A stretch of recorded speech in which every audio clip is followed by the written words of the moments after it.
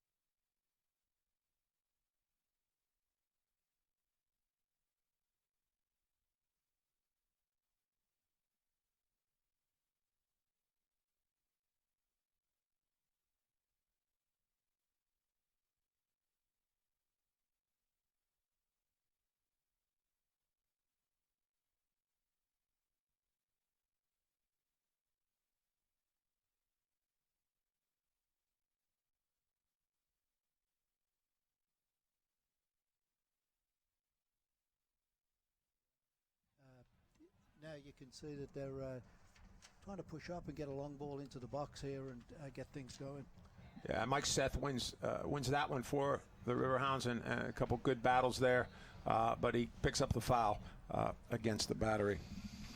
Real tight at the moment, Gino. It looks like it's packed all in the centre of the park at the moment, and we like to see things getting open up with Matty getting out wide and getting balls and getting crosses in, and they've got to get into that rhythm yet, I think. So. Well, and of course, Battery very familiar with them. I mean, they looks like they're in their normal 4-4-2, and they try to keep it very, very compact and also very direct as they're playing. They like to play some balls into targets and get some knockdowns, and and then press up. And there's a shot over the top of Mike Lish in the goal. Another one of the 3 Dynamo players that we have on loan that are in the first 11 for the Riverhounds this evening. So. Yeah. This was he was given a lot of room there, Gino. They didn't really close him down. I'm sure they want to get on top of that pretty quick. Just outside the box, he brought the ball down, had plenty of time to set it up for a shot, and got a good one away. Went over the crossbar. Paul, looks like the Hounds are going to go with 3-5-2, which they finished up with against Richmond, and with Anthony Obadiah really playing a little bit behind or in front of the back 3 there, and as we see Kevin Kerr and Joseph Nguyen in the middle, and Robbie Vincent and Matty Dahlman out wide. Yep. And here's a shot. Again, that was better. They were closing down a little bit better. Yeah, they closed that one down. And here's Sethi knocking it back to Joseph Nguyen. Of course, one of the big acquisitions for the Riverhounds, and there's another one, Anthony Obadiah. Both players of extensive experience and really hope to give the Hounds a big lift here this summer. Yeah, really. I think you can see the improvement from the last couple of games as well. Gino, they're starting to get the chemistry together and working together, and you can see they've got an understanding going, and it's going to get better as the season goes on, and hopefully as the confidence builds as well. Yeah, I mean, Joseph, came in with a couple injuries, and he's just starting to get back into it a little bit, and looked very, very good last week again in the 2-2 tie with Richmond. Here's Mike Seth picking up a loose ball, and that goes to Joseph Nguyen, who takes it on the right flank. Oh, nice Tries to move. cut inside. Ball across, cleared away by the battery. Knocked back to Obadiah. And again, but he'll knock it out of bounds, and that will be picked up by the battery. Yeah, that's good to see there, Gino, going out wide and starting to get those crosses in that we've seen so many times, and missing the big guy in the middle, actually, Colin John, who was really getting a combination going until his suspension from the last home game. But, I'm sure he's practicing well and getting fitter, and looking forward to get back. Here's a dangerous cross in, but that's picked up by Mike Lish in the goal for the Hounds. So a little bit of a break there for the battery. Of course, battery coached by veteran USL coach Mike Anhauser, and he's been in the league for a long time, both as a player, assistant coach, and for the last number of years as the head coach of the battery. Yeah. And he and Justin Evans Justin Evans also played for the Charleston Battery, which has always been one of the flagship franchises in the USL. Yeah, I think it was. I think it's been was one of the first teams to have its own stadium, just very similar to our stadium here now, with a 3,000, 4,000 seat stadium, not too big, but pack it every time they play and get a great atmosphere there. Yeah, beautiful atmosphere in Charleston, and I think the Riverhounds have done an exceptional job to replicate it here in Pittsburgh. Definitely. There's Obadiah in. Nice entry ball to Mike Seth. He can't hold it, and does. Wins it back for Obadiah, who plays to Robbie Vincent, to Kevin Kerr, who had a spectacular goal in the home opener against Wilmington. There's Danny Earl swinging way out wide, trying to find Matty Dahlman. Difficult ball in the wind, and that's brought out by the battery. But one back nicely, again, by Obadiah, who finds Nguyen in the center. And a little bit of a reach, a little bit of a pull. Yeah, definitely. And, hopefully the referee's going to be on top of these tonight. And we're going to get some calls our way tonight, hopefully. Yeah, so I really see a little bit of a triangle there with Obadiah, Nguyen, and Kevin Kerr in the middle.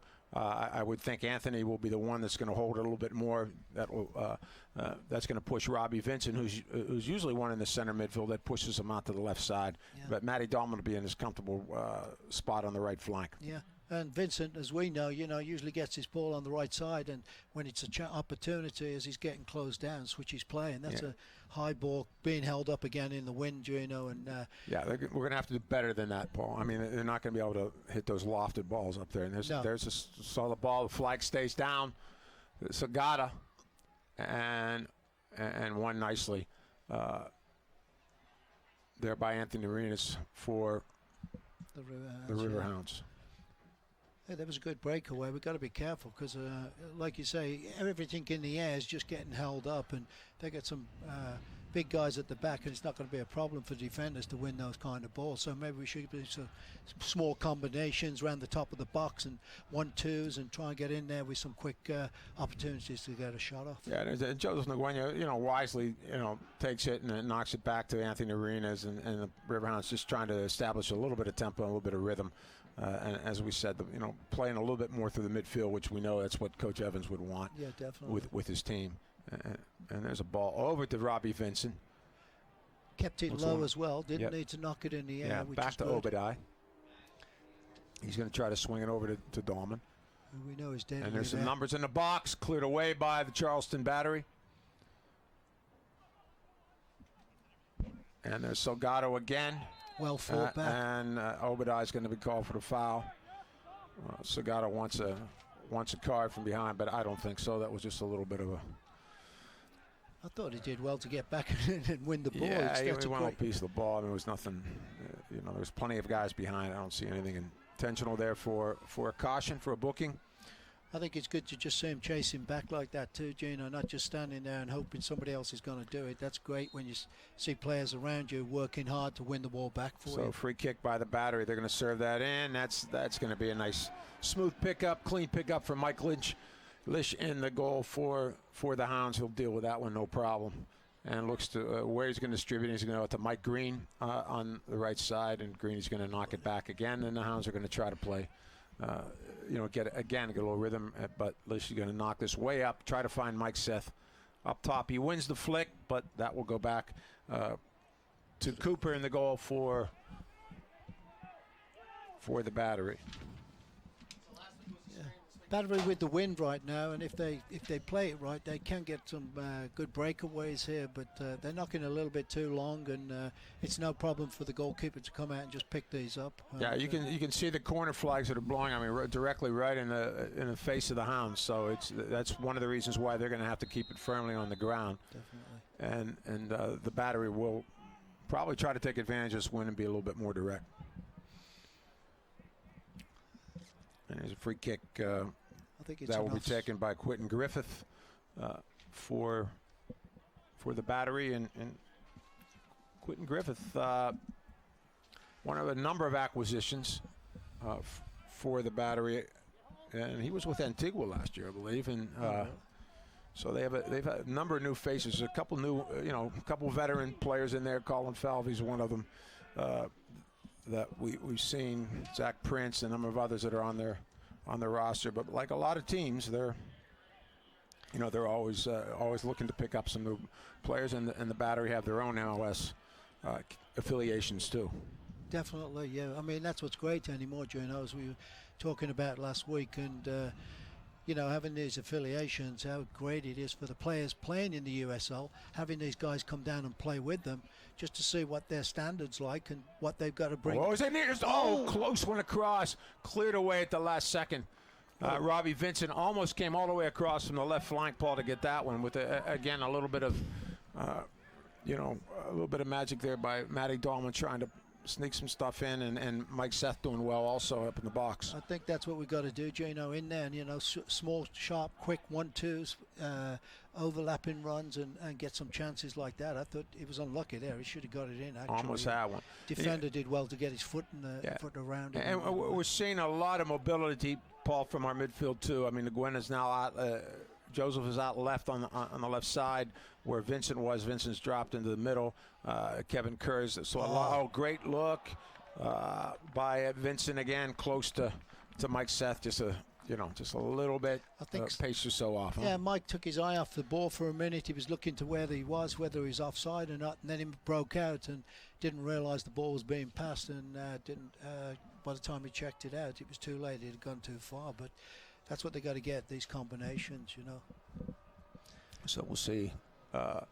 Again, you can see the shape of the battery. They're going to make sure that they're going to try to keep the field very compact. I'm sure they're going to step up high, try to press us a little bit. Their back four normally does not drop off very low. They're going to want to squeeze us a little bit in the midfield. You can see, right, I mean, every time we've got a free kick or a goal kick or anything, there's always 8 to 9 players back in their own half, leaving one up front and just waiting for the chances to get a breakaway. And a foul by the Battery. That's going to be Riverhound free kick right about at midfield. Looks like Mike Green will take that for the Hounds. And he's going to swing it over here to Danny Earls. Another recent acquisition, Paul, from Rochester Raging Rhino. So we're happy to have Danny here on our side for a change. Yeah, Danny's settling in slowly. I mean, we've seen him now in, we saw him here the last game, and he looked so much better than some of the preseason games. He's been blending in and getting. And there's a good entry pass to Kevin Kirk coming across. Getting way more comfortable. Getting more comfortable with the players around him, and that's what it is. When you come from another team, you're just used to certain. There's a good look. Great flick back. Matty Dahlman again coming all the way across. Good look from Robbie Vincent. And I think that's what, as you mentioned earlier, Paul, that's what Robbie can give us with the ability to serve some pretty lethal balls inside and pick some players out in the box. Yeah, definitely. And he does. He finds their feet, and he's trying to pinpoint them and get into them, too. That's a nice ball. And Obadiah also same thing, finding players. And so far the Hounds have done a very, very good job and created some dangerous opportunities. Yeah, keeping the pressure on Gino. Been down in the Battery's half for good, 14 minutes into the game. They've been down here at least 8 or 9 minutes and still in this end and trying to create some opportunities. I'm impressed so far, and I think maybe there's a long one looking for Joseph Laguena, and that's going to be that's a cleared back into the box. Yeah, that's going to come to Dahlman, who's going to try to get it off. Blocked by the Battery. Comes out to Kevin Kerr, finds Mike Green out wide, and he's going to go out to Jason Johnson. And here comes Dahlman again. Whips one in. And back out, and again, still consistent pressure by the Riverhounds. Yeah, it's just it's definitely changed since the first 2 or 3 minutes. They've really picked it up and picked the pace up and not giving the Battery a chance to do anything, closing them down, winning balls back, as we're going to see right here. Absolutely. And that's what we need them to do. Terrific chase. We got out of the back very, very quickly and we're swarming the ball and won it back immediately. There's Joseph Laguena or Danny Earls. You can see the Battery are not really putting us under pressure anymore when we come into there. They're kind of like hesitant to close us down in case we're slipping the ball by them and going to an open player and getting some chances. Here's a nice move. We find Jason Johnson again with a bit of a battle out there in the corner. That's going to be knocked out. That will be a Battery throw in. I got to admit that one was a little dubious. Call. Yes. Yeah. And now the Battery come out here to the right flank, and that's going to be Michael Chang. Clears it back in. Shot taken by Javier Corderas. Not really a problem. I don't think he was on target, but you got to make sure, obviously, and as that wind's blowing too, you don't know what's going on with the ball as it's coming towards these keepers, Could be dipping and doing all kinds of things. No, it's very, it can be very tricky down there, even like on a normal day. We've been down in the field before where you get little breezes and things. And so a little bit of a wind tunnel as there's a great ball from Danny Earls to Johnson. He knocks it back. And a long clearance by the Battery. A little bit of a foot race here with Anthony Arenas and Corderas. And that's going to be knocked out by Arenas, and that will be. So Battery throwing, Gino. Yeah, it's give it to them. Yeah. So Chang will take it back to Quentin Griffith for the Battery. It's about the third time we've seen him over in the Riverhounds end.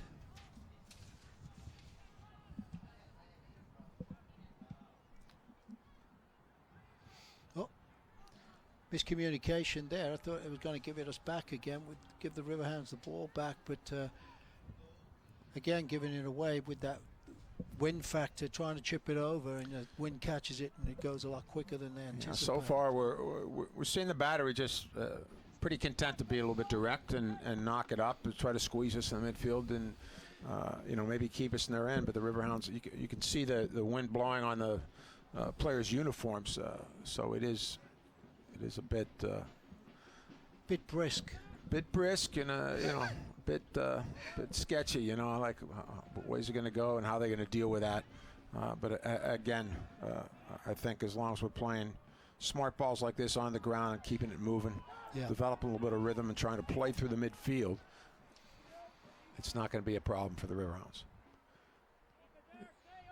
And I really like how the Hounds are circulating the ball through the midfield, and I know that. And they're going to let that one play. There's Robbie Vincent's going to draw Chang and Griffith. He's going to try to beat him. Does get across. Oh. Ball across and almost tripped over there by the battery. Yeah, he got stuck on the top of the ball, and now they're breaking down the left side. There's a great cross. Oh, what a great chance, and the corner again. Some excellent opportunities by the Riverhounds, and some desperation defending at times by the battery. So they're hanging on right now as we're in the 19th minute. 0-0 between the Pittsburgh Riverhounds and the Charleston Battery. We're at Highmark Stadium. I'm Gene Klein, Paul Child with you this evening for this USL Pro contest. And there's a corner kick taken, boxed away by Cooper. This is going to come back out to Danny Earls. Couldn't get it on his favorite left foot there, Paul. Looking for a handball, and the referee not calling it. Nothing calling it. And if he plays Guideras there, he's going to be offside, so he tries to go alone. Great. Obadiah's going to be called for a foul. Boy, that's a and I think he's gonna book him on this one too. Boy, I thought the Riverhound player was in possession of the ball, and he got chopped down from the back. I mean, I don't know if we'll see a replay of that. We will do. Yeah, look, shoulder to shoulder, got his foot in front of him. Yeah, it's the other way. Definitely. And Anthony's getting the call. Yeah. And he got booked too. And he's the one getting booked. Of course, I think the battery's seeing it differently, but it's going to be another free kick, similar spot where Obadiah had the foul before. It looks like Quentin Griffin's going to take this for the battery. I don't think he's going to take a shot from here, Gene. I think he's going to try to serve. They got a couple big guys up. Their defenders are up, and we'll see. Mike Lishset trying to get his defenders organized.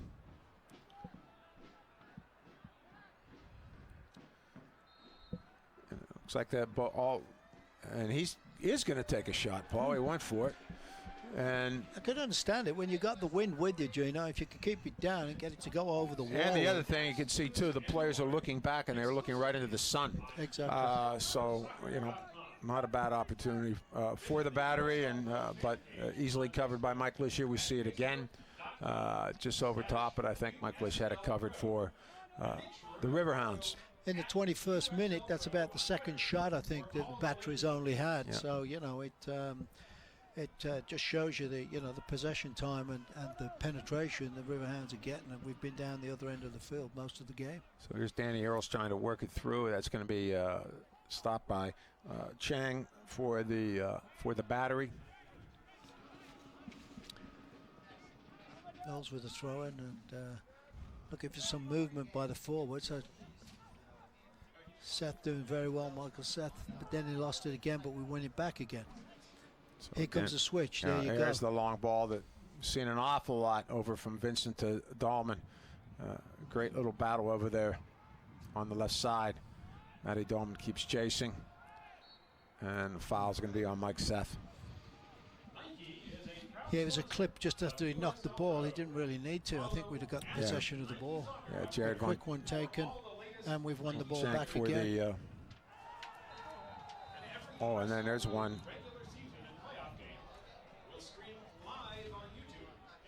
And that's going to be Mike Seth taken down that time by... And a yellow card, 14. By Jared Van Schaik. Van Schaik takes him down, so a little bit of a battle going on between those two groups. Here's a replay. Oh, flying. He went right over the top of the ball and caught him right in both shins. And chopped him down. So a little bit of a shake-up. Mike Seth, I'm sure, is going to try to walk that off. He's going to be attended to by A.J. Cuppison, our superb trainer for the Pittsburgh Riverhounds, and he will, I'm sure, get Sethi back on the field as soon as he possibly can. Be a free kick taken here by the main guy you want taking a free kick, and that's Matty Dahlman for the Pittsburgh Riverhounds. The 2013 assist leader in USL. Matt Dahlman off to another great start. And I'm sure he's going to be looking for a couple of the big guys in there, Nguyen or Johnson. Yeah, he'll whip it in. And Bend whip in that ball. one in. Great ball.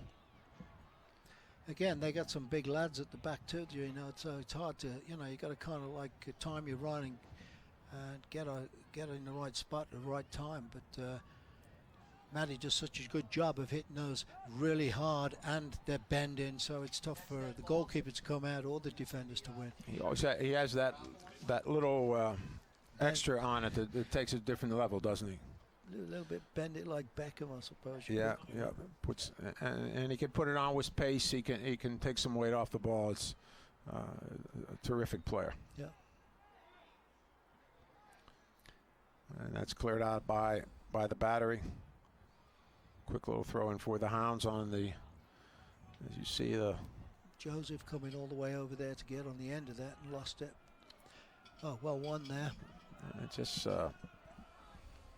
that's going to be offside. Yep. I was waiting for the flag. He waited for the battery to come over and to take that one. And again, just a bit sloppy for the battery coming through the midfield there. That almost looked like a sort of a clearance, whatever. Just lucked to out. Corderas and off. And here will be a throw in for the battery. We're getting lots of numbers back though too, Gino. We got 3 or 4 guys behind the ball. Not a good ball from Danny Earls though. That time that's going to be picked up by the battery as they move forward with some numbers, and they have some people in the box, but the cross is not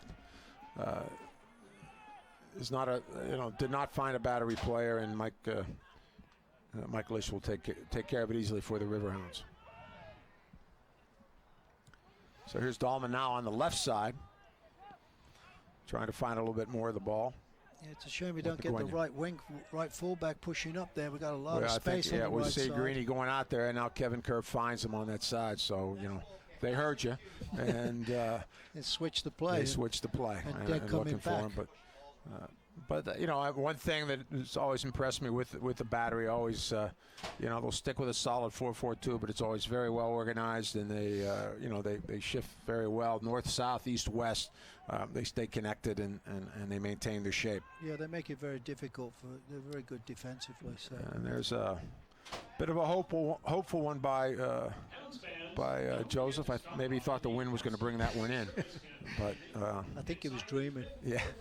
But it didn't really happen. Not that much wind. As we'll see, Disnell Cooper. He's not taking he's not taking the goal kick for. Holding his groin area, thinking maybe he's going to pull Taylor something. Mueller's going to take that one. So maybe he got a little bit of a knock on one of those scrambles in front of the goal.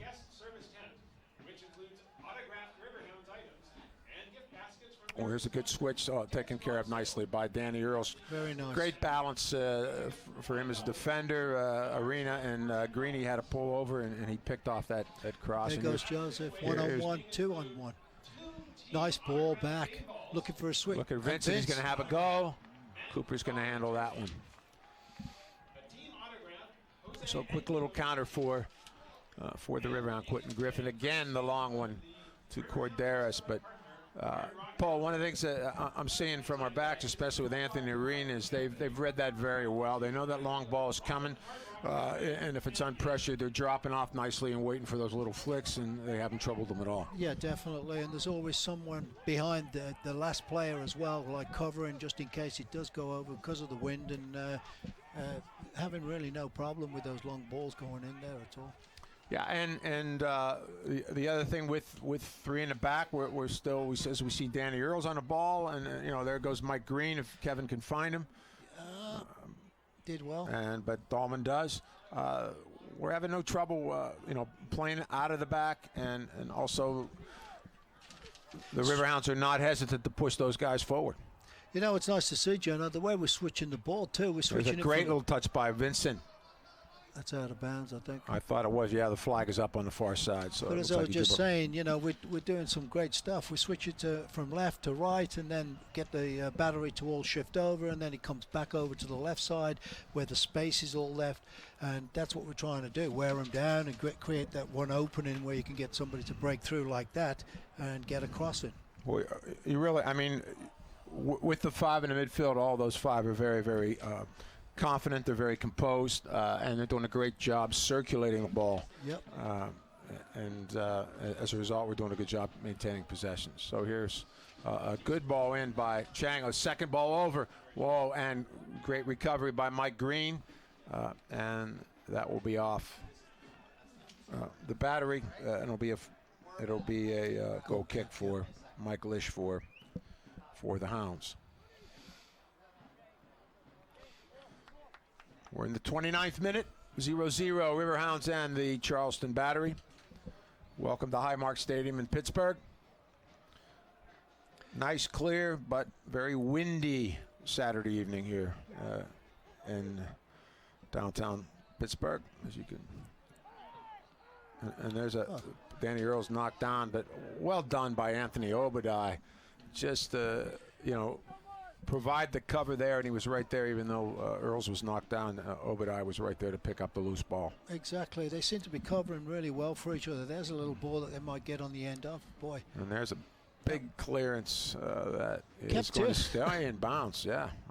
The wind brought it back in. But that's a tough one. And quickly off his line was Mike Lish. And, he has been impressive the last couple games, I would say. Yep. In the goal, you can see why the Dynamo think highly of him. Yep, definitely. And certainly a big lift for us with, of course, our veteran starting goalkeeper, Hunter Gilstrap, going down with a very serious concussion and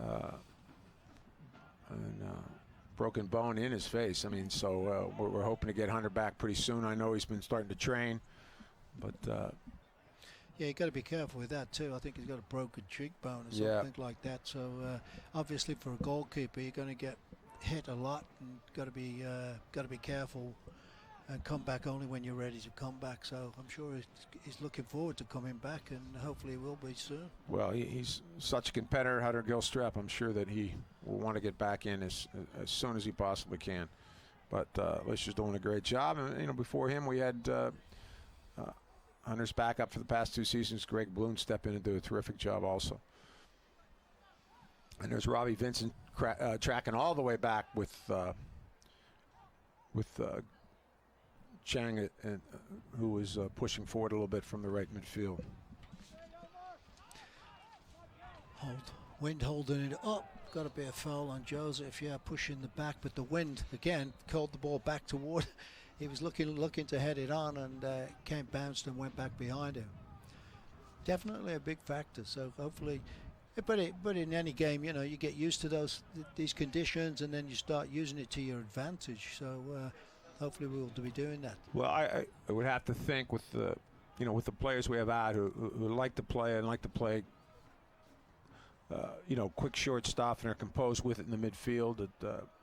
As we talked about earlier, they can wear the battery down and break them down, because it's never easy to break the battery down. But, no, not at all. And you can see everyone's back in their own half right now. There's only one player left up front, everybody else behind the ball. Yeah. So they've kept Javier Caderas up top pretty much high, but Sagata himself has also dropped back a little bit. And they're going to keep their pressure there about 35, and the back fours are now inside the box, and Hounds slowly pushing them back a little bit back on their heels. There. Great little move by Danny Earls. Tries to get across and well won there by the battery. Again, some terrific defending by the battery to save a couple balls going across. And some great combinations by the Riverhounds. You can see here, boom, little flick. Again, here's our left back, Danny Earls, with 3 backs, 3 in the back. Going forward. So, Riverhounds are not hesitating. Knocking on the door here, Gino. And here's a good one. Oh, and just turned over by Cooper, a really terrific box for him. Had to take that over, dipping on his left shoulder, had to box it across with his right. Difficult ball for any goalkeeper, certainly with a win like that. It's a difficult one to judge, but he does well. Here's the replay of it. He gets across and just turns it away from the Hounds that were challenging on that back post. Show your Riverhounds pride by visiting our new Riverhounds team store, located in the team building by the Starting 11 Bistro. Special tonight, take 25% off all winter and fall merchandise. Yeah, bit of a mess up there. Yeah, but yeah, and here's Jason Johnson for the Hounds. Yeah, Corderas, a little bit of a miskick there, and gave the Hounds the ball at midfield. We said thank you very much, and now the Hounds back in possession. Yeah, Jason didn't get a very good touch on it and kind of got away from him, so he got him an opportunity to get a swing at it, you know. Yeah. Great little run by Robbie Vincent again. I mean, with Dahlman and Vincent coming from the outside midfield spots, Paul, they're really forcing the battery back forward to make a few decisions, and I got to think we're going to break them down soon. And there's Johnson on the ball. Yeah, Johnson needed a little shout there, turn, because there was nobody on his back. He would have loved to have been able to turn and go at the player, but he had some space behind him, but nobody yelled. Here's Nguyen over to Mike Green, who now pushes up, and his cross is not a good one, and harmlessly over top. Paul, I think if there's one thing, though, I'd like to see a little bit more, and that would be for Jason Johnson to stay up a little bit higher, and get back up on those last couple defenders, because he keeps, we have enough people in the midfield. I know he wants to check to it and he wants to find the ball a little bit, but the people that are running through really are the midfielders, and he is. He can be a real threat, as we've seen in a few games, and like to see him up where he's challenging the back forward and one-on-one and getting some shots off. Kind of the target player too, Gino, on the edge of the box. So when he gets the ball, he can lay it off to people that can come in from the midfield. And here's and a cross, knocked away by Arena to the midfield. General Obadiah, who finds Nguyen. You can just tell the experience in Nguyen with his touches and, very composed, never rattled, always knows when to go simple, knows when to go on. And there's a big clearance there by Taylor Mueller, but it's knocked back down by Danny Earls for the Riverhounds. And Obadiah again picks it up and finds Nguyen. Those two have been clicking. And almost... offside anyway, apparently. Okay. Was, so offside. Didn't really matter. But as you were saying, Joseph just reads the game very well. I mean, he sees players that are open. When it's on to give it to him, he does. When he sees them being closed down, he changes direction, switches the play. Very, very good acquisition to the Riverhounds. Oh, very good. I mean, veteran player who's MLS experience, overseas experience. Yep. And here's a dangerous one. Oh, no call. Never would have caught that ball anyway. I mean, that was going on. Just sort of a scramble, of course, right in front of the Steel Army, who were giving them the business. Yeah, they're giving the battery a little. But it would never have got to the ball. But you never know with referees, do you? So he's looking at it from behind everything. You don't know what he's thinking. You never know. So, but Corderas is looking for one. I'm sure Mike Anhauser would have liked to seen one. And here's Chang, who finds Salgado. Arena. Well placed back to the very keeper, nicely. Knocks it back to Lish, no problem. Yeah, very confident.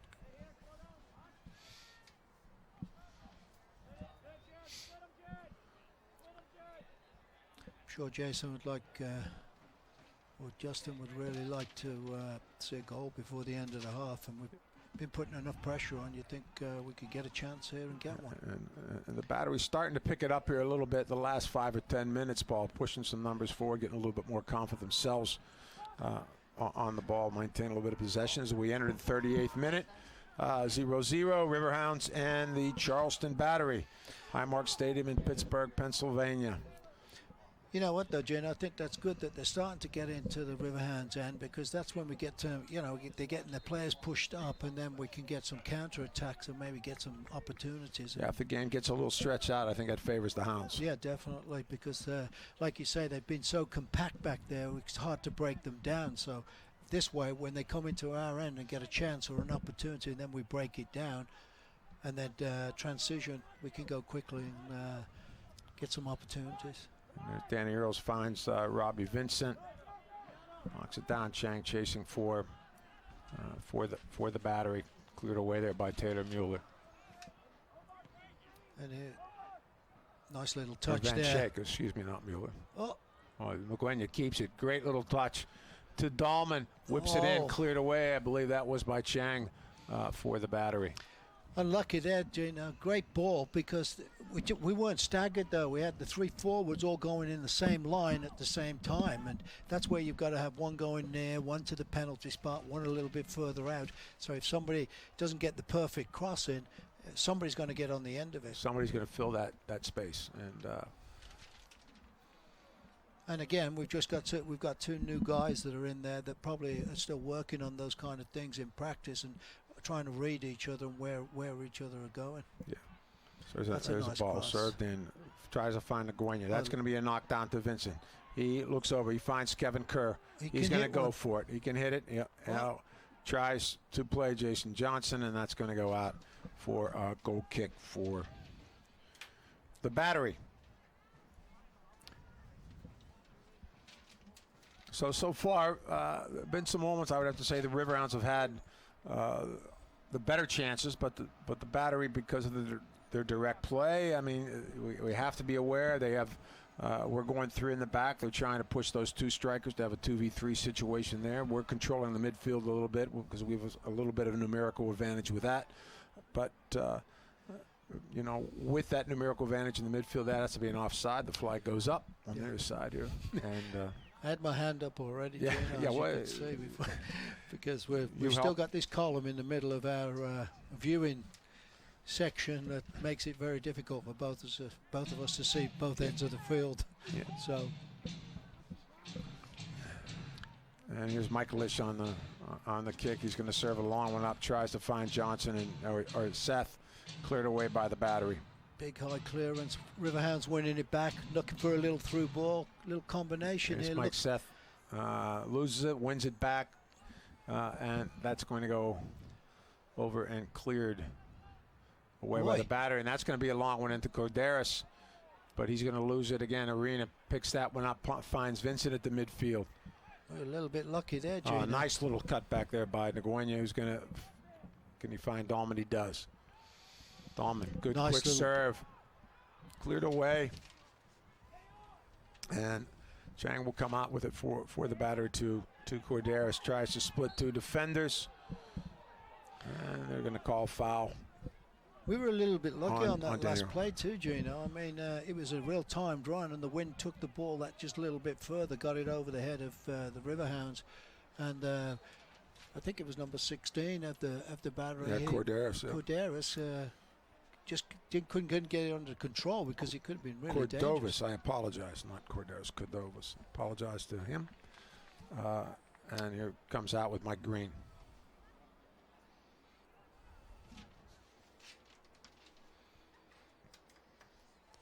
Yeah, Battery's getting a little bit more play in the Riverhounds end now, Gino, and like I say, maybe it'll open up the game a little bit more and we'll get some more opportunities for both.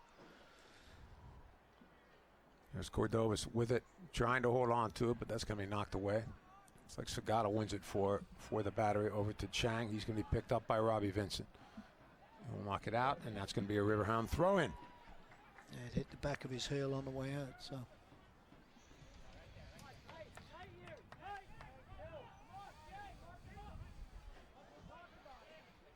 I'd like to see some opportunities here for the Riverhounds in the closing minutes of the first half. Be great for one, pick up a goal here. Yep. It's a big high. That ball had snow on it. Got a free kick out of it though. Now we can get an opportunity. Riverhounds taking their Again. time, not pushing too many guys up with this one. Again, going to the ground instead of the air, which is smart. Mm-hmm. And I think trying to build up from the little combinations again. But Not a good one for Matty Dahlman.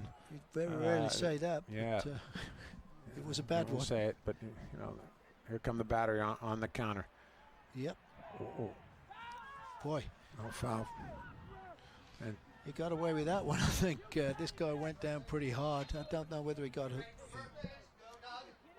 yeah, I think that was. The Pittsburgh Riverhounds would like to wish happy birthday to Ben Pinkston, 7 years old. Annie Jones, 16 years old. That's a pretty hard foul. Watch him go down here. He really hits the ground Hits the pretty ground hard. hard. Yeah. Wilson Choate, And as you can see, he got up holding his back. But Jim Murphy. he's a lot younger than us, Gino. I'm sure he'll be fine. He'll- I just he'll wouldn't be never back get up That again was- if I went down like that. Yeah. So. Thank you all for spending your special day with the Riverhounds. Good job, Paul. You're much better than the other Paul tonight. Talked about the wind ball. Ball cleared away again, and Riverhounds still maintaining possession. We're getting close to halftime. 44th minute. Still 0-0 Oh, between the Riverhounds and the Battery. Both teams holding firm in both areas, but some good chances. And here's Danny Earls looking. Cleared away by the Battery. Bit of a wasted opportunity there, but we'll take that. And looking for a quick throw-in, got it. Joseph's on the ball again, got 2 or 3 players around it. Again, little combinations. Here we go down the line. Danny Earls tries to serve one in. Looked like a handball, but played on. Here's Kevin Kerr. To Dahlman, who's all the way in the center of the midfield with McGuinn. Nice little touch. touch away from Zach Prince. Still maintaining possession. Yeah, good Finds job. Mike Green. And he's going to serve one in long, and that's going to be a big header Oh, by kept it in. Chang. Kept it in. That was a- Again, here comes Obadiah. Nice little header over to Dahlman. Can he whip across? And he does. Cleared away again by the Battery. Boy, that's just whacking at these balls and hoping they're getting out, and they're not going anywhere, and giving us some opportunities again in the dying minutes here of the first half. Danny Earls gets out of trouble now, and he's going to Nice get a cross. nice cross in. Oh, McGuinn Joseph. stays back. He's going to have a shot, and cleared away by Ferguson of the Battery. Whoops. And here's Cordovas, who maintains possession now, and he's going to have a one-on-one battle with Mike Green. Going to keep it, drops that back. Try to serve all the way over. Danny Earls again in good position, good spot. Yes. He and Arena and Greeny have done a very good job. And you can see Obadiah dropping in there every time it's needed. But here's Nguyen. Great cross in. Oh, good little ball. And we'll And take turned over, I believe, by Chang for the Battery. But again, Joseph has a great knack of finding those little open areas. There's knows a where great to go. cross Here's in. a cross. Oh, what an opportunity. Nobody getting on the end of that. It was calling in again. Another one Time. from... And there's the whistle for halftime. At halftime here at Highmark Stadium in Pittsburgh, it's the Pittsburgh Riverhounds 0, the Charleston Battery 0. Paul, what are your thoughts on this first half and the 0-0 battle? Well, I thought the first half, I think we had most of the possession, the Riverhounds, for most of the first half, Gino, but definitely the Battery was kind of easing up and starting to break out and get some chances towards the end of the first half. But as we said earlier, I think that's good for the Riverhounds because they're so compact when they're just settled back in their own end of the field. They're tough to break down. So I think it's good that they're breaking away because then it'll give us opportunities to get some 2-on-1s.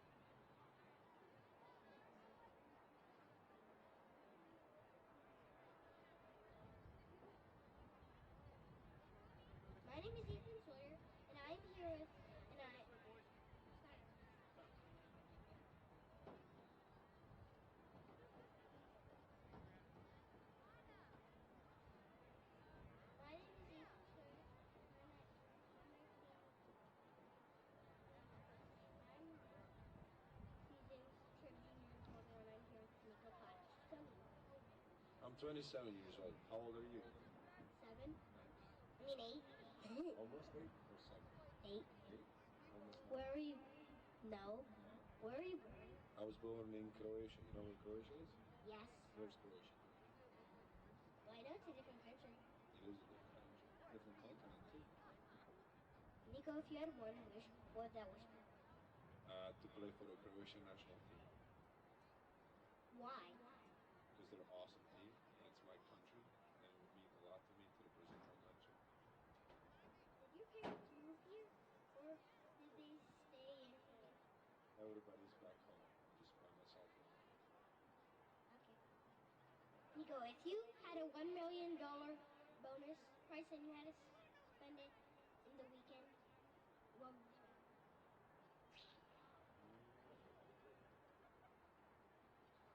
I would probably fly somewhere very nice for the weekend. Like, what do you mean very nice? Like a very nice place. And where's that?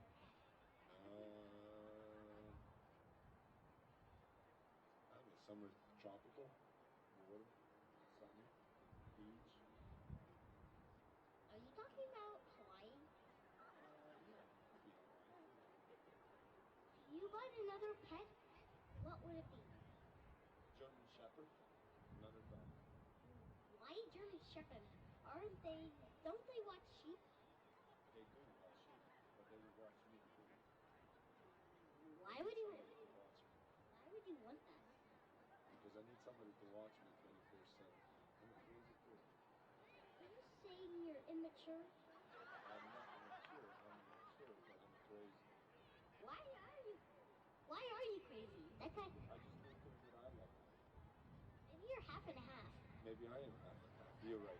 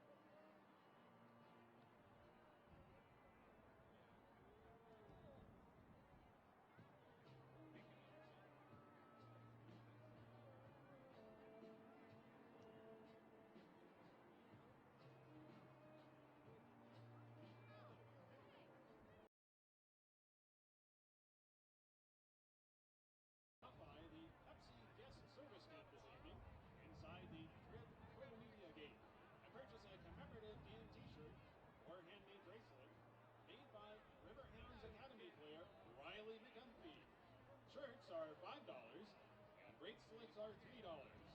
Proceeds will benefit Autism Speaks. Also, make sure to check out this evening's raffle at the Pepsi guest service tent, which includes autographs, Riverhounds items, and gift baskets from various sponsors. Tickets are on sale at the Pepsi guest service tent. 3 tickets for $5 and an arm's length for $10. Raffle giveaways this evening include 2 team autographed game balls, an autographed Matt Dahlman jersey, a team autographed Jose Angulo jersey, and a gift bag courtesy of the Riverhounds restaurant partner, Hard Rock Cafe. Inside the bag is a $50 gift card to the cafe, as well as a variety of Rockin' Hard Rock Cafe fan gear.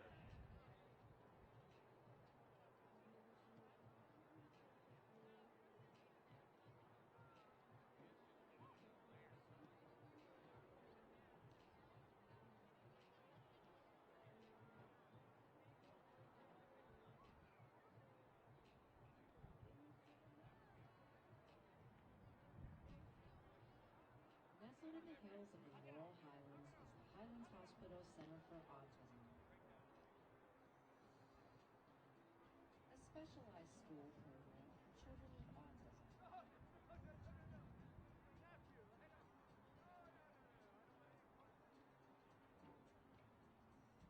Dedicated to educational excellence, the center prides itself on offering evidence-based academic and behavioral programming, utilizing the principles of applied behavior analysis.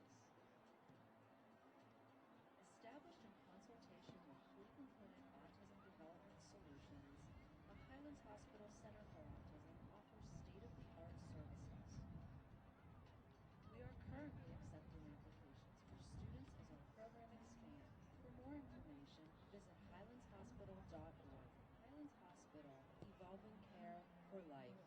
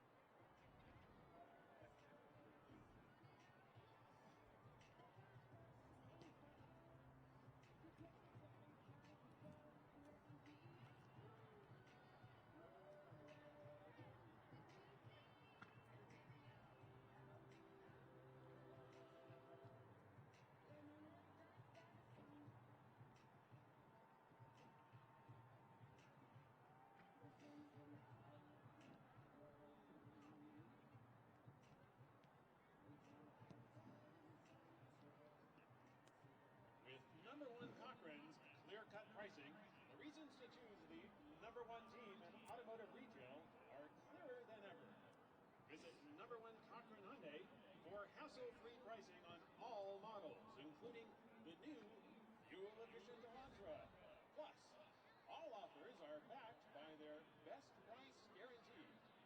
Clearly better car buying is a game changer that you can only experience at Pittsburgh's leading auto retailer, number 1 Cochrane Hyundai in Monroeville, South Hills, or Cochrane.com.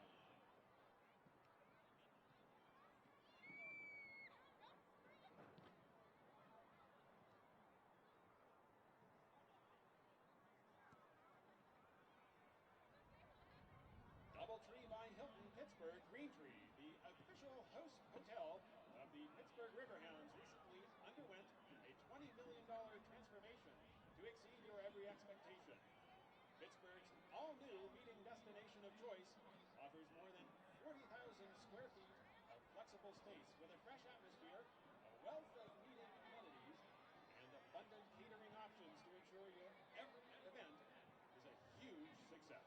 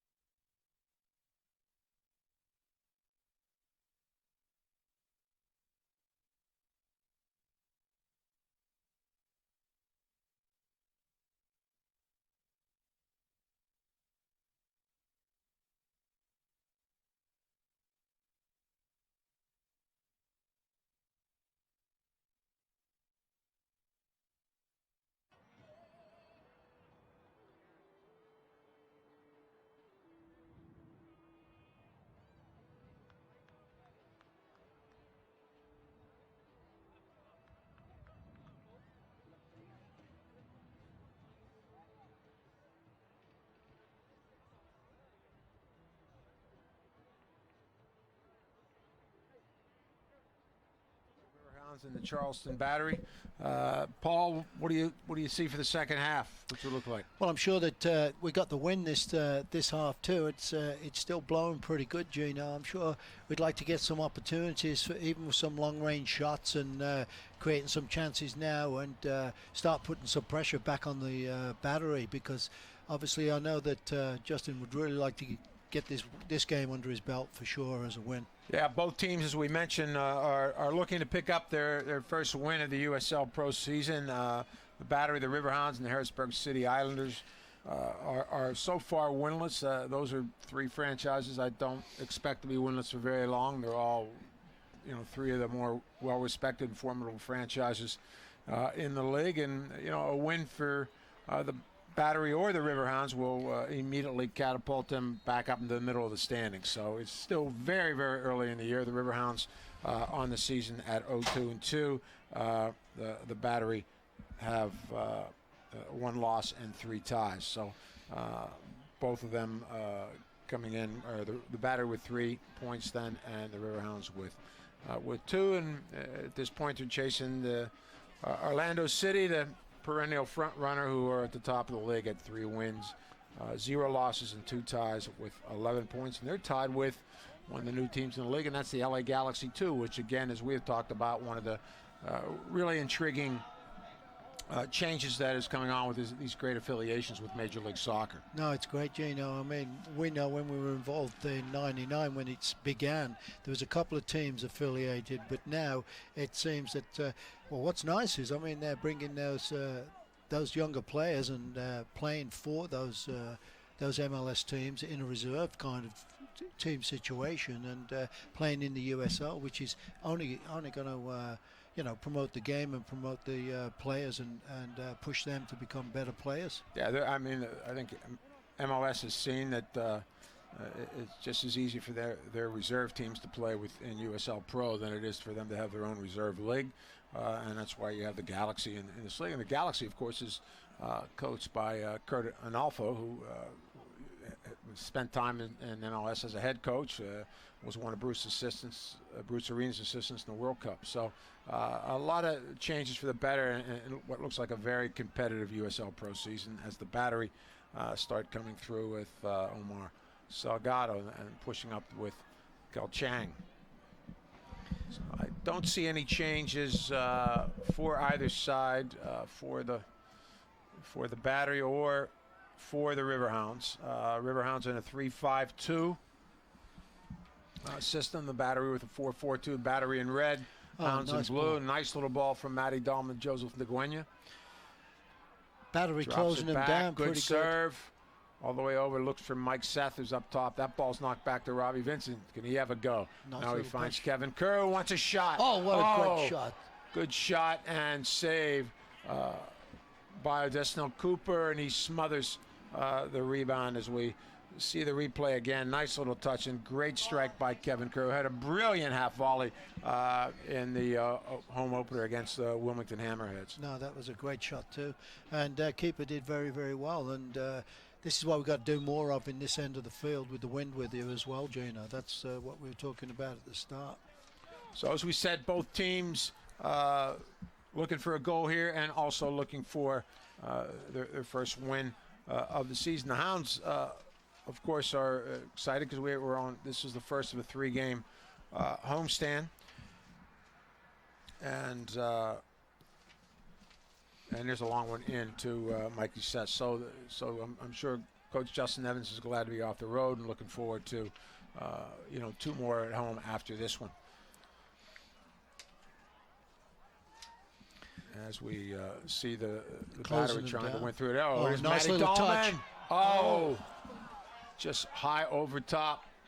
Did really well there. Anticipated that pass coming back and nipped it away from the Battery. Just and, really read that one well, as we can see him just stepping in front of the Battery. Just and, got underneath the ball instead of driving it. Just sort of leaned back just a tad, it looked like, when he got that shot, couldn't get over top. That's a long ball from the goal. Yeah, I mean, Cooper still not taking the free kicks. Must have a bit of a nick. And there's Jason Johnson trying to control for the Thank you all for coming tonight. for the Riverhounds. It goes off his foot. Zach Prince will take it for the battery. The referee's going to call him back a few steps for that throw in.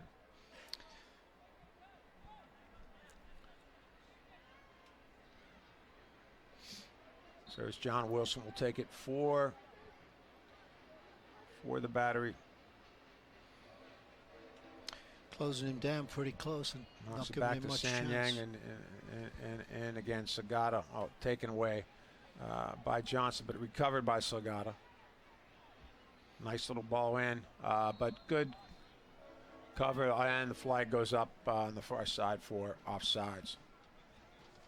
Quick one out to the left side this time and opening it up on the left, and Vincent getting the ball, knocking it back again, and trying to keep possession a little bit, I think, Gino. Try and knock the ball around and get back into the rhythm. Yeah, if you're just tuning in, second half, maybe expected a 7 o'clock starting time. This one was a 6 o'clock kickoff. It's we're in the 51st minute, and it's 0-0. The battery going right to left. They are in red. The Riverhounds in blue and white. They're going left to right. So for Free the kick battery, coming it's like it's going to be a free kick here. Matty Dahlman for the Riverhounds will take that. For the battery, in the goals of Disnell Cooper, John Wilson, Sean Ferguson, Taylor Mueller, and Mr. Griffiths in the right back. Prince, Sanyang, Van Schaik, and Shang in the midfield with Cordovas and Sagata up top.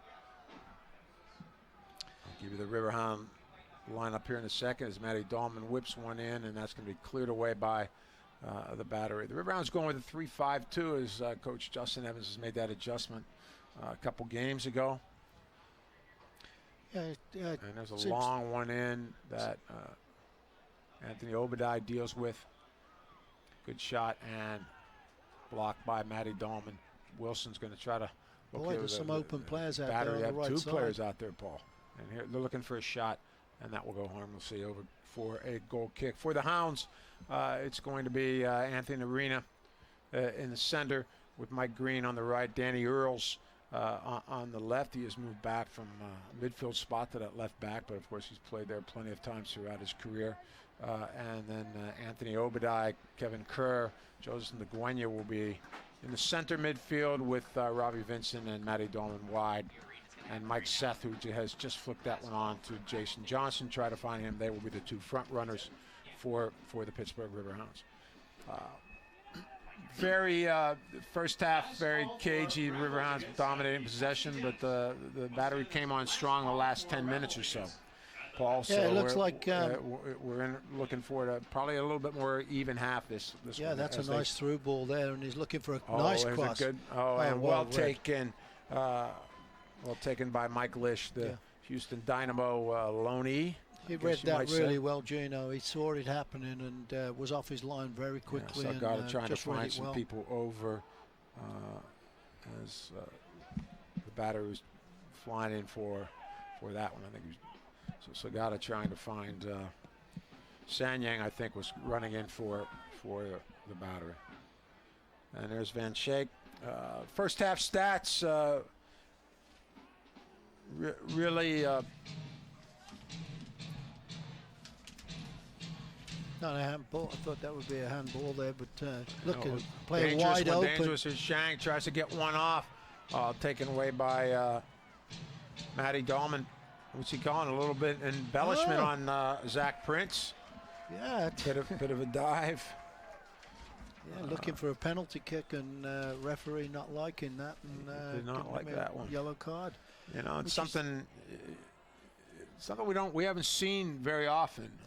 You know, in the last couple of years here, Paul, where the referees have pulled out the card for that one. Here it is again on the replay, and pretty obvious that he just never a got little minimal contact. Prince is looking, says he caught my right foot, but I think it was the other way around. Prince caught his foot. I think he tried to make it look like he caught his foot. Yeah, for sure. And, there was a little bit of a touch there, but I don't think anything intentional. And so, nice move there by Mike. Oh, Sethi loses the ball to again Sanyang, who finds Chang coming through to Salgado for the battery. He comes over to Zach Prince. He's not going to get that one. Poor ball by Delgado. First half stats were kind of low. I mean, 3-1. The Battery with the shots, saves were 1 apiece. Riverhounds had 3 corners. The Battery didn't have any, and the Battery was off sides 4 times to the Riverhounds twice. But there was more action in those shots. It's just that there's some Yeah, they just weren't really on really target, alert something. clearances by the Battery, weren't there a lot in the first half.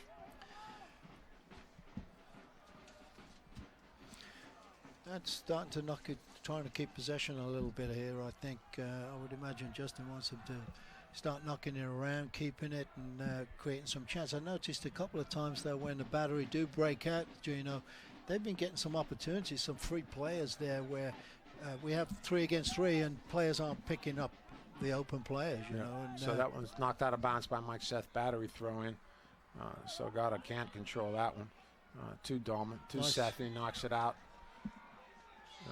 And that's won by Kevin Kerr, but can't really control it.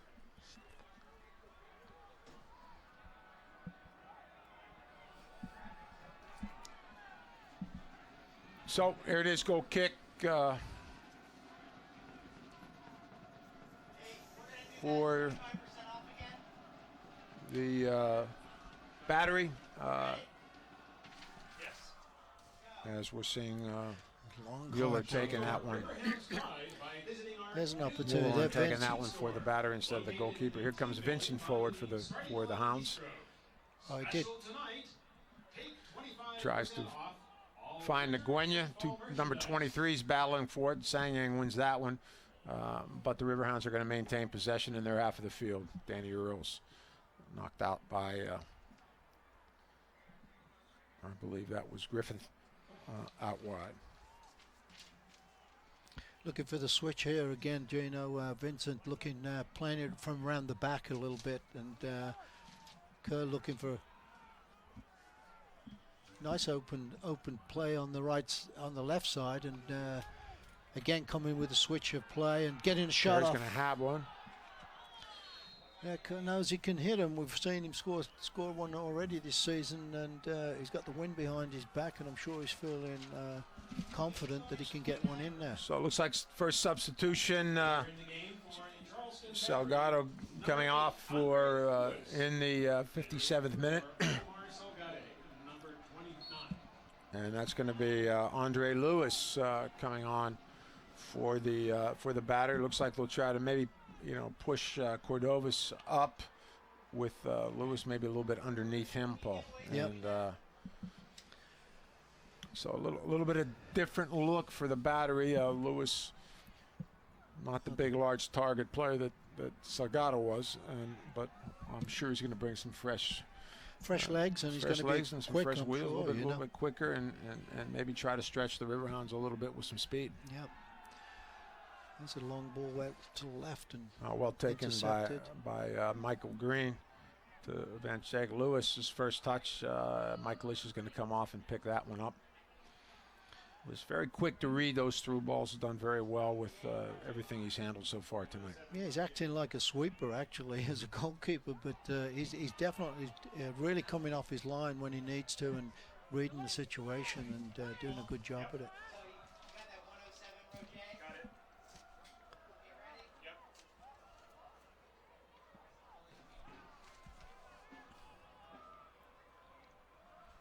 And one back again by the Riverhounds, and Vincent got it. Looking to switch it again. There we go. There he goes. Nice ball. Nice little one touch by Matty Dahlman to Joseph Nguyen. Oh, Dahlman great gonna cross. serve it in. There's a cross. Seth Oh. cleared away. Could not get it all on that. I think he just had to have a go there, Paul, right? He should have just swung. Yeah. Had volleyed that ball. I don't know whether he was trying to pull it down or what. He just like it was a tweener, He just... There's There's a another great- one into Seth, and a couple bodies flying all over the place. Boy, that was right in front of the referee too, and he just got hammered by. Calling and, some pushes. Got the Steel Army going a little bit. But and here's the replay again with Matty Dahlman. He serves that across, and there it is. Mike was inside the defender too. He just. It's a little unbalanced since you could not, Couldn't get a have touch a on go it, at it. He just, like you said, try to bring it down, and and really needs to swing through and get it one in there. And here's Lewis, the substitute, coming on. Good battle with Green, and we were lucky again there. You see, because on the left Greeny side had to come all the way over from the right back, and that left that left spot open for Zach Prince, who filled that gap pretty nicely. Exactly, So, and if they could have got across to him, he would have had an open shot on goal, and he wasn't being picked up at all. So I've noticed that a couple of times, the two or three times they've been down there, Gina, they're getting these open players. there's a long throw, well. boxed away by Lish. Well done for him. Very good. Well, I think that's one of the weaknesses maybe of the three-back system, right? If you do get caught, you don't have that extra cover in there, and if your midfield gets pushed up or they're busy tracking another midfielder, then you can become unbalanced. And so far, the Riverhounds have dealt with that very, very well. We saw Mike Green coming across to win that one. So here we go again. Another one in behind Greeny. There's Cordovas. Boy, he tries to roll back. No, for Cordovas there. I thought he should have had a shot. yeah, I don't know think why that he was didn't take a swing for there, Prince. Yeah, he tried to roll it back for Zach Prince, who was trailing the play. But as you see, they're getting some opportunities and getting some players free there, Gino, and getting one of these. We got to watch out that they don't get on the end of it. So here's a corner for the Battery. And it looks like Prince will take it for the Battery. And he serves that one in. Whoa. Very, very crowded. Litch did very well. Going to be a corner. Get something again on that, and they're going to call another corner. Zach Prince, veteran USL player, veteran Battery player. Will hit the in-swinger. And Battery do have some big guys who are coming up for this one. There's the serve again. Oh, and he finds corner again. Finds a corner again. I believe it was Mike Green that the big Cordovas for that one. So both center backs are up. Looks like they're aiming at this near post. They're trying to get something in the near post and see if they switch it up. And they go, and that's that a foul. has to be a foul. Yes, referee's going to call a foul. I mean, Michael Lish was hammered from behind on that one. As we watch the replay, he goes up to get that and hit right in the back. Yeah, and I believe that was Ferguson. Might have knocked him in the back. Yes, it was. It's time for the DoubleTree by Hilton Cookie Lucky Row giveaway. So a little bit of sustained pressure. Battery have certainly picked up their pace, yeah, and they seem to do a much better job keeping the ball and trying to find some players on the ground than they did the first half. Yeah, I think they realized. I think the coach probably told them we got to knock this ball around on the ground because it's 50-50 balls when it's in the air and they're not winning any. So, and that's another one.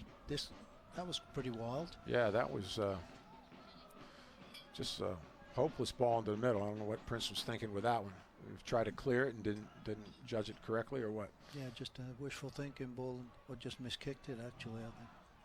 So here the Riverhounds do settle it down to get it to Kevin Kerr in the midfield and finding Robbie Vincent. And there's Jason Johnson. Oh, there's a 1-2. Great. A nice little ball, but, again... a little bit of less, not the quite right communication between those two. Give and go, and the ball a little bit too long. Trying to talk about it a little bit and talk through it, and see what if they can connect the next time. So again, Mueller taking the kicks for Disnell Cooper, and there's one headed away by Mike Green. Matty Dahlman knocks that up in the air. John Wilson's going to bring it down, but he's going to play it to Mike Green. So get it back on the ground. Nguyen again, nice little touch and composure, and moving off the ball, but Greeny can't find him. He goes back to Matty Dahlman. He's going to serve one up to Mike Seth, and he and Ferguson were doing a little dance there, but it's going to be an easy one for Cooper to play out. Again, I think the Hounds have throughout this second half seemed to have, except for a few moments, have kind of lost their way of playing through the midfield. Yeah, it's kind of disappeared, didn't it? We've we're trying to find these long balls up to Mike Seth, and we're much more effective with trying to find the short little balls in with Nguyen and Kerr, certainly Obadiah. and we saw a lot of that mobility from Dahlman and from Robbie Vincent that sort of has backed off a little bit, and in part because the Battery have picked up their pace and their possession has been much better. But I think the Hounds got to get back in to start settling it down and trying to play through the midfield.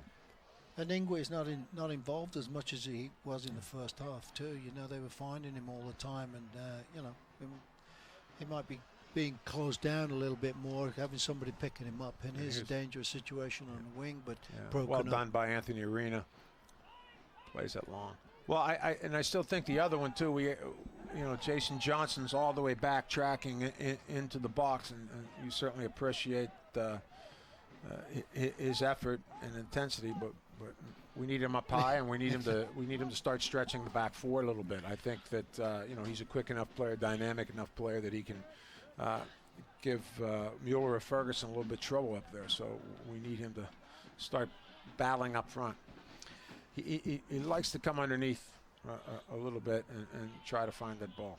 Yep, and intercepted there, given away pretty badly by the Riverhounds, and now the Battery. Princeton's trying to find a long one to Cordovas. Another battle. Mike Green, well done to come out with that one, and well done to find Matty Dahlman. Nice long ball in there. Long one. That time he finds Mike Seth. Got a good touch. Touch going to be away. He's going to, but the flag is going to be up on that one. I'd like to see that one again, Paul. Not sure with that ball being served back here in the midfield, but can't. Well, maybe it's tough to see from that angle. But yeah. But again, we're playing this long one, and I'm sure what they're trying to do, because they were so compact in the first half, maybe they want to try to turn the back four a little bit and get them turned and get their backs to and facing their own goal a little bit, but especially with the win. Yeah, definitely, and Kerr was trying to go through the player then. I don't know why, but a good step by Matty Dahlman.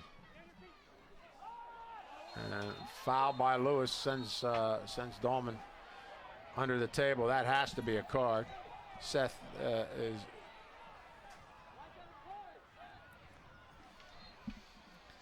Looks like a free kick coming up here. Could be dangerous. A card on Andre Lewis, who sent Matty Dahlman flying under the training table over there near the sidelines, which it should be a good opportunity here. We've whipped this ball in from Matty, which he's good at doing, and hopefully somebody can get on the end of it to create an opportunity.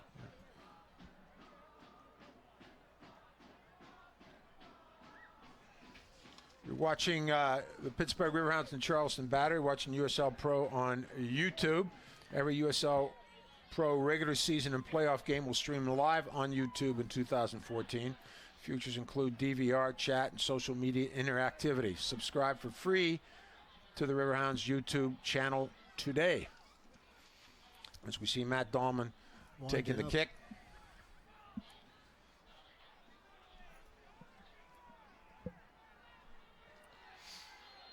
And we'll see what he do with it. The big serve. Looking for Jason Johnson. Cleared away like Sanyang for the Battery. And here's Nguyen. He's going to have a shot, but that's going to stay on the ground. That was a nice pass back. But he didn't get any power on that at all. And the way he looked at it when he was kicking it, though, too, Gino, it looked like, well, I may shoot or may not. It was a kind of one of those in-between things, and didn't really get any power on it. Trying to get a quick. I think Justin's getting on his players now a little bit, pick the pace up again and try and put some pressure on this Battery, and it's time to do that. We're in the 69th minute, and he may have a couple of guys getting ready and warmed up and ready to come on here. Yeah, it looks like I see Mike Seth limping around a little bit, not going as actively as well. Here's Lewis chasing that one down. Lish a little bit late to come off that, but got there just in the nick of time. Big clearance off, and Cooper's going to come off his line to get that as Jason Johnson was on top of that one. He's going to roll out to John Wilson, another veteran Battery player, who's going to serve that into Lewis. The flag's going to be up as Lewis came from an offside position to receive that. And Anthony Arena lets him know that he didn't like him dancing with the ball a little bit after the call. Exactly, and he shouldn't be doing that. He's trying to get a kick away, and the players are wasting time actually by playing around with the ball. He's not going to give anybody a card. I think he's just going to. He's just trying to sort it out with these guys. A little bit of talking to, which is good refereeing, saying, "Fellas, we can't have this. Let's be nice about it." You can almost see, like you said, the Battery, are they going to be content to get away with here with a point? Oh, yeah, definitely. It seems that way. I mean, I'm sure they'd like to get 3 points, but they'll be happy with this coming to the Pittsburgh and just getting one. So that's where we've got to pick it up a notch or two and create some chances here so we can get 3 points. Look like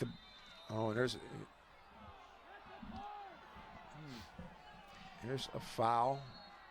Which way are they going? We have a Battery player down. We have and number 27, Adam Mina, is coming in again, for. But I don't think anything really happened there, to be Cordovas. honest with you.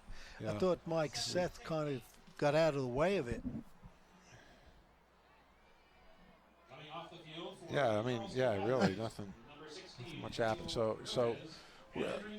Mike Anhauser is going to sub with both front runners. Adam Mina will be on for Javier Cordovas. So we'll have two fresh front runners up there, Andre Lewis and Mina in place of Cordovas and Salgado. Yep, it looks like Justin's dropped the player back now to pick up. We've got 4 against 4 at the back, and long ball, high ball in, and one by the Riverhounds again, and Kerr with a nice little flick on, and Seth getting kind of manhandled, but.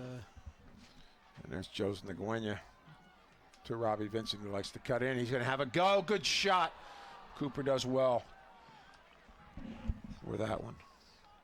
So Anthony Mena is the substitute in the 71st minute.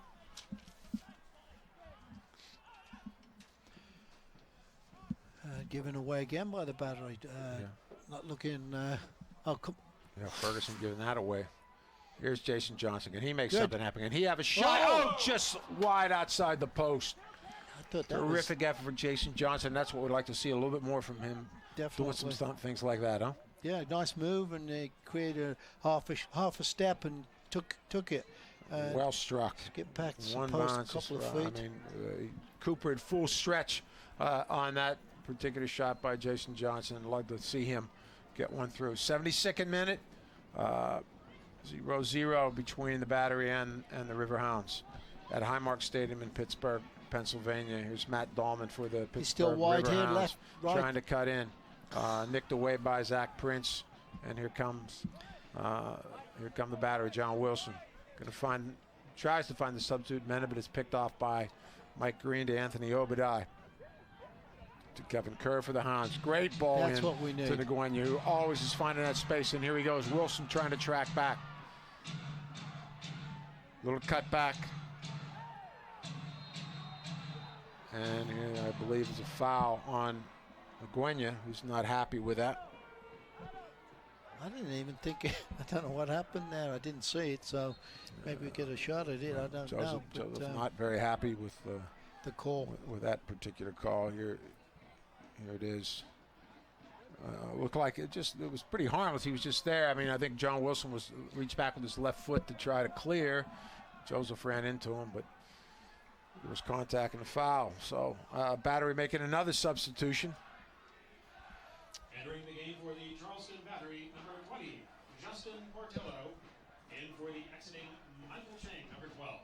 So we're going to see Justin Portillo for Mike Chang.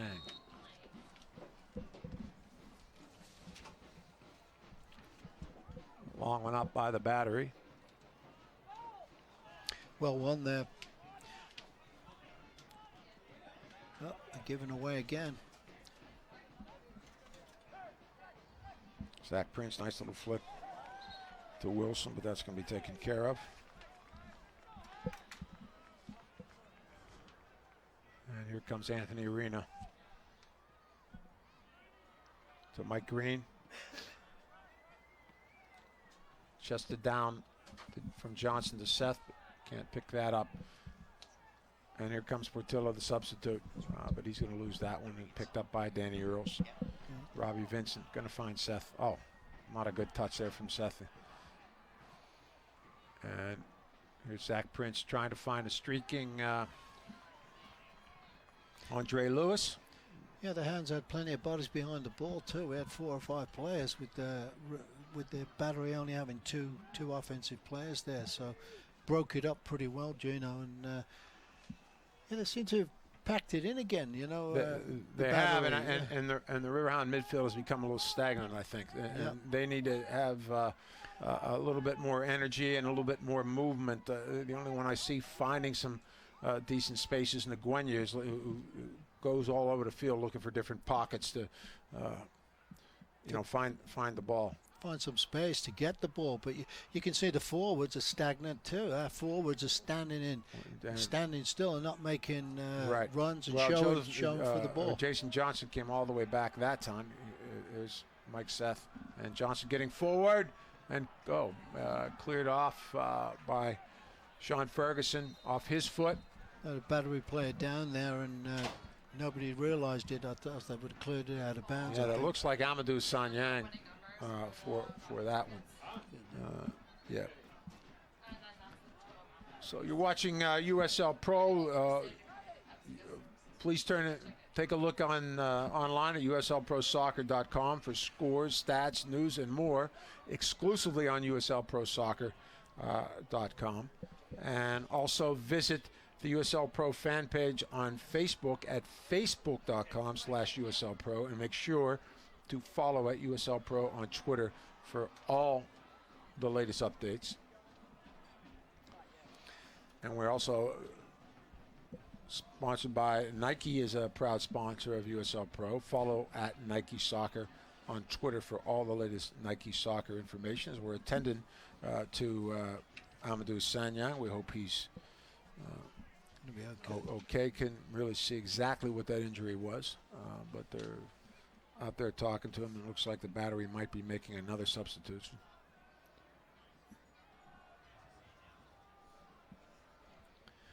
And the winning ticket numbers in tonight's raffle giveaway. Please check your tickets for tonight's raffle giveaway. It looked like Jason Johnson came through and knocked the ball away. I don't know if he got his cleat, his ankle caught on the turf, maybe. Looked like the left ankle, but they are going to make a sub. They're going to make a substitution. For autograph ball number 1, it's ticket number 333162. So Sanyang will be going out, and it's ticket number 333445. For ball number 2, number 22, Aminu Abdullah. For the signed Angulo jersey, it's raffle ticket number 3. Abdullah will be coming on for the battery. The signed Angulo jersey is ticket number 333. Boy, he's struggling a little bit coming off here. He must have really Abdullah, I guess it is, Ghanaian player, who previously was with the Vancouver Whitecaps, and he's going to come on for Sanyang, who is limping off. He's another veteran battery player. Very, very tenderly. 743. The Hard Rock Cafe basket is 333743. This is the 78th minute. Abdullah. Corner kick for the Riverhounds coming up. Hopefully looking to get somebody on the end of this cross. Matty Dahlman will take for the Hounds. The Guenya steps out. Cleared away by the battery.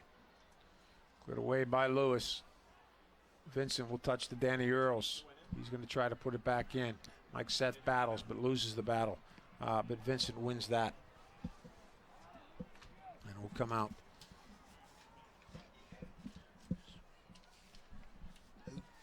Abdullah will be on, is on for Sanyang.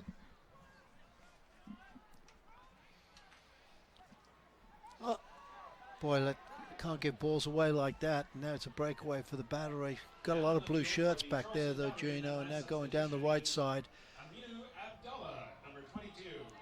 Oh, not a very good cross at all. Too close to the goalkeeper. Comes out, picks it up very easily. Looking for a quick breakaway from anybody, but just sends it out wide to the left fullback, back to the keeper, and looking for a long ball up the right side of the field. And Mike Seth gets there a little bit late. Keeps it in play though, and knocks that back to Vincent. He and Prince get tangled up, but that goes back to Mike Green. Calmly switches it over to Danny Earls. Yeah, no movement up front by the offensive players showing for the ball. They're kind of just wandering around, and that's what when you got a ball as a defender, you want to see somebody showing for the ball and makes your mind up, and you can knock it long for them. And we're just not doing that at this time.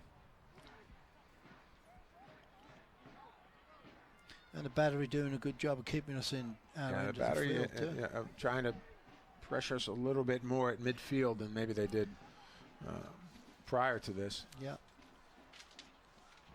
that's a good show right there. And but again, he should be the player up front, and he's dropping back again. But he drops back. What I like to see him is like as soon as he comes back for that. Now let me get forward again and let me stretch the defenders and try to find some spots up again to force those defenders to make some decisions. Nice little good little flick by Kerr, but picked up by I believe that was the substitute Abdullah. Just a very tight area. It's a lot of bodies in there,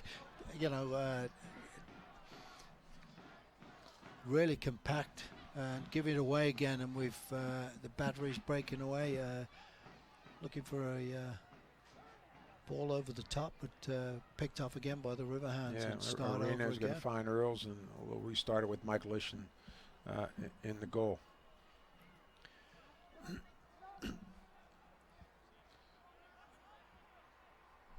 And so I think Paul, there's no question. I mean, obviously Jason Johnson, Mike Seth, working very, very hard, but the Riverhounds are missing that connection with Jose Angulo.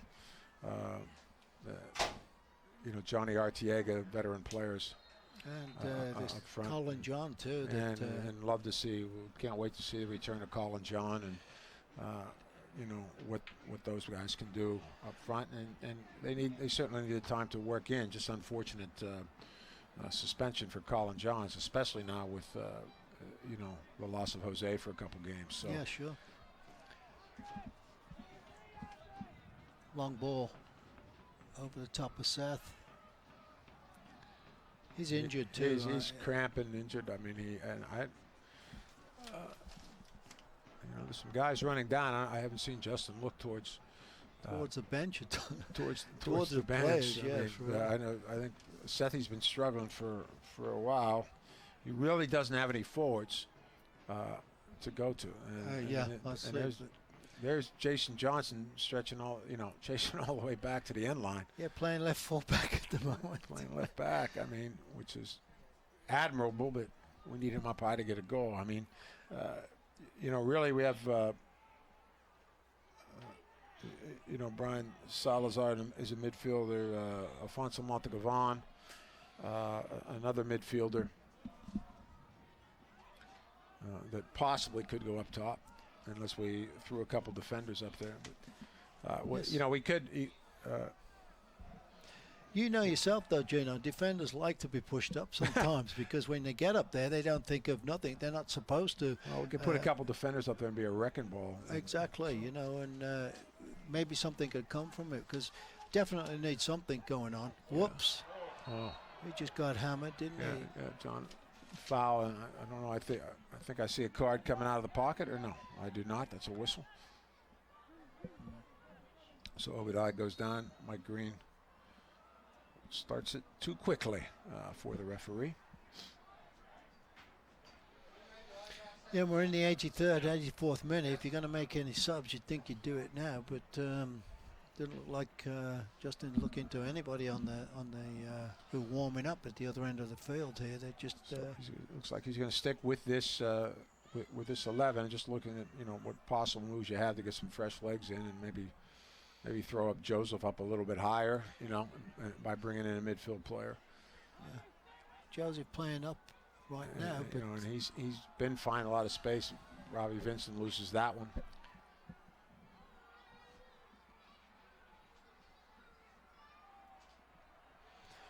Referee seems to be letting some stuff go right now, where before he was calling them pretty much everything. But now Matty Dolman showing for the ball, Joes.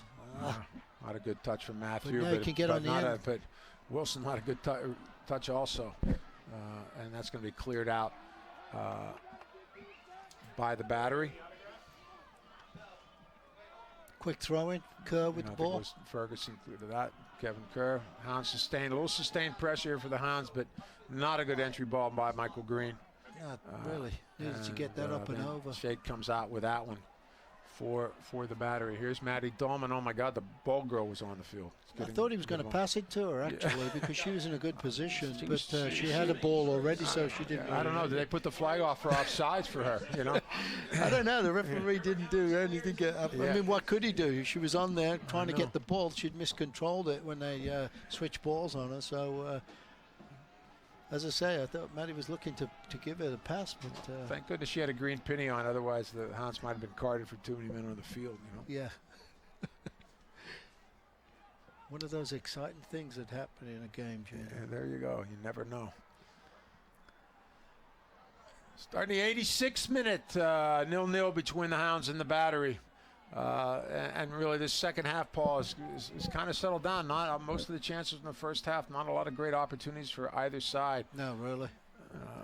Both sides just Riverhounds have probably had the better edge of possession, but the battery's trying to keep it very compact and stay very tight, and have been very difficult for the Hounds to break down. Definitely. I mean, there's a lot of red shirts in that box, Gino, and 2 or 3 more than we got blue shirts, and that's what they're finding.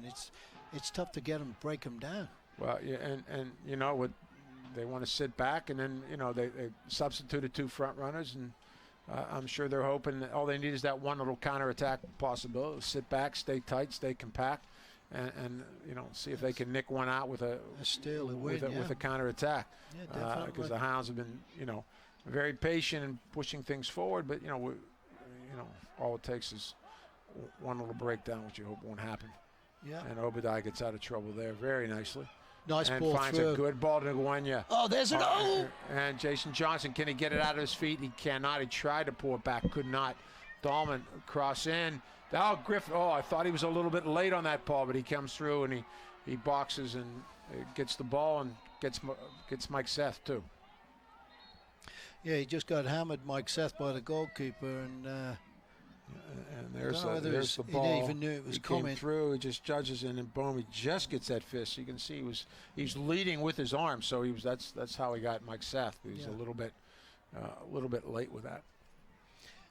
Just he might have to make a substitution. I don't know. Mike Seth's pretty tough, though. He'll probably come back in again. There's only 3 minutes left in the 90 minutes, and I don't think he wants to throw somebody in here with 3 minutes to go. Yeah, I'm sure there'll be a little bit of extra time too because of added time with a couple injuries to Seth and early on to Amadou Sanyang for the battery. He was out for a few minutes. So 88th minute. We're at Highmark Stadium. Pittsburgh Riverhounds 0, Charleston Battery 0. As both sides trying to pick up their first win of the USL Pro season.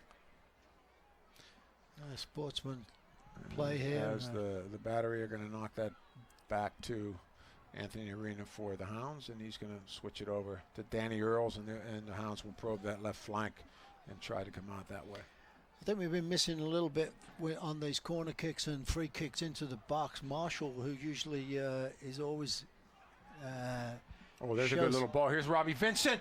Oh, can he get something on? He just really could not. He just stretched for that one, Paul, I guess, and he couldn't really, get enough. Get on the end of it. On the end of that one. Here it is again on the replay. He stretched for it and just gets that off a little bit off his shin as the ball is going to roll all the way down the other end. Yeah, but as I was saying, we kind of missed Marshall up there on those corner kicks and free kicks and getting on the end of some of those crosses, He's always very dominant in the air for the Hounds, and with 3 in the back, I think Justin Evans has decided that he's going to go with Arena a little bit because and stick with this. Oh, and a giveaway by Obadiah, who's going to play this one in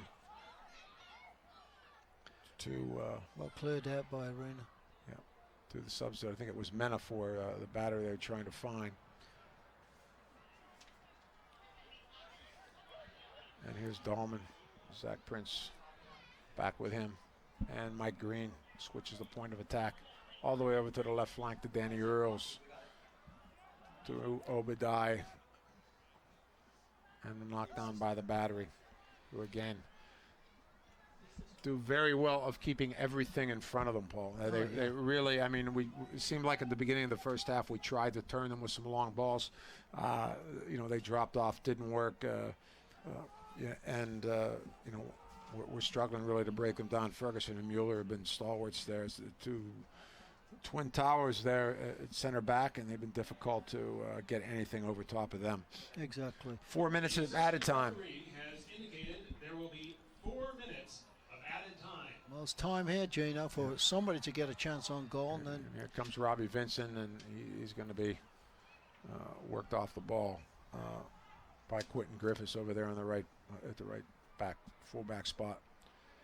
As Arena comes out here with Mike Green. a lot of space here on the right side. Matty getting the Matty ball Dahlman, nicely. nice little flick to Nguyen. Has a little bit of space. Oh, yeah.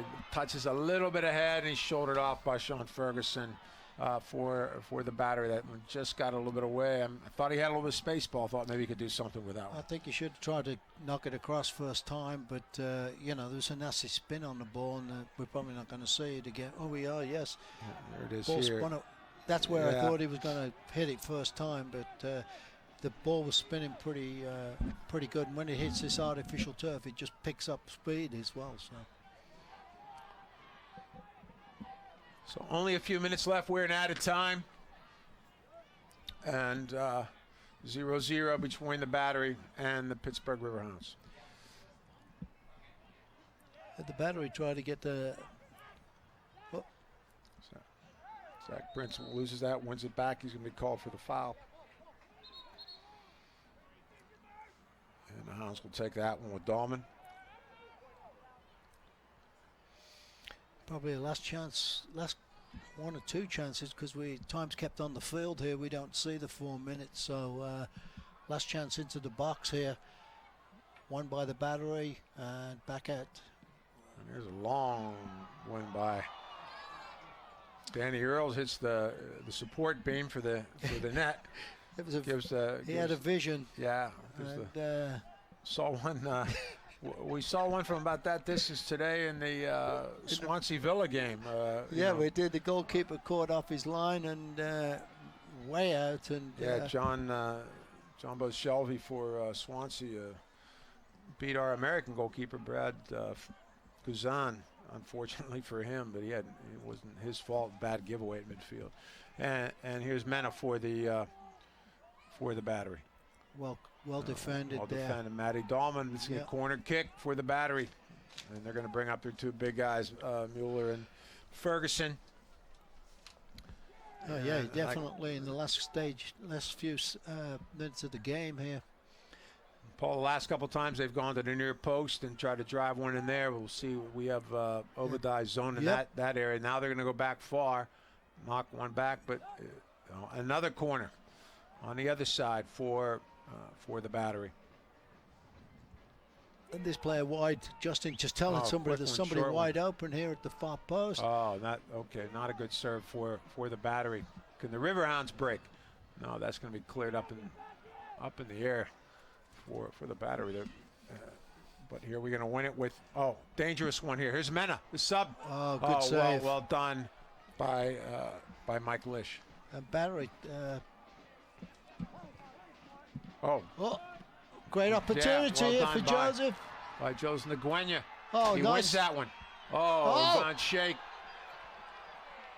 clears that one. He comes back. Nice recovery on his part. I don't think that was a foul. I think he did very well. He got on the ball, there. but a dangerous situation. He got all Shake the gave ball. it away, and then he wins that one back. I mean, it was a good clearance. But a corner now for the Hounds. Can they pull out the win?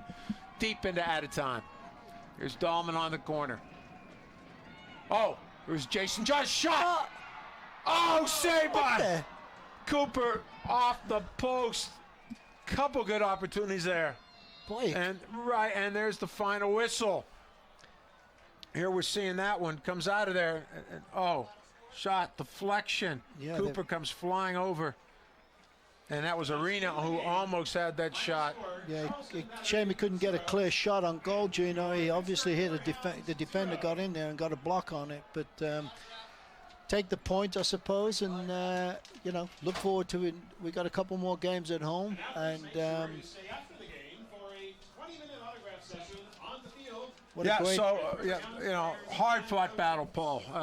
Especially in the second half, hard-fought battle. Not, probably not the greatest caliber of soccer that neither team could play, especially in the second half. First half was a lot more creative. I thought there seemed to be a lot more energy, but the second half was a battle of the midfield, trying to break the battery down.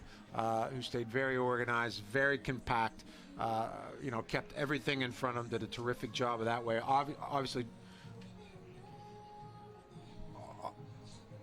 trying to connect everything, and keeping everything in front. So as you said, the Riverhounds have a couple more games, and we hope that you enjoyed this telecast, and we're hoping to see you again soon for the next Riverhound broadcast. From Highmark Stadium in Pittsburgh, the final score: the Pittsburgh Riverhounds 0, Charleston Battery 0. I'm Gene Klein with Paul Child, and wishing you a great evening. Yeah, have a good night, and look forward to seeing you next home game.